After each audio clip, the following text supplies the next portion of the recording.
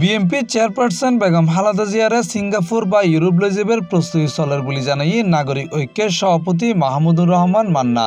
ইন্দি বিএনপির vice chairman Ahmed Azam Khan হইয়ে খালেদা জিয়ারে দেশের বাইরে লই যাবেলে এয়ার অ্যাম্বুলেন্স প্রস্তুত রাখা হইয়ে, তবে এখনো বিদেশ লই যাবার মতো শারীরিক সক্ষমতা তার ন বলে জানাই দুইজনই।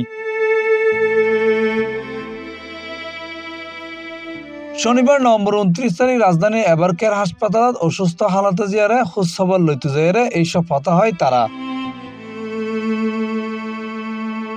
ফুসফুসের সংক্রমণ ও হৃদয় রোগের জটিলতা লইরে গত নভেম্বর 23 তারিখ হাসপাতালত ভর্তি হইয়ে প্রায় 80 বছর বয়সী সাবেক এই প্রধানমন্ত্রী বর্তমানে তিনি মেডিকেল বোর্ডের অধীনে সিসিইউ নিবিড় পর্যবেক্ষণত আছে, যেন্ডে দেশি ও বিদেশি বিশেষজ্ঞ চিকিৎসকসকল তার চিকিৎসা কার্যক্রম পরিচালনা করেন।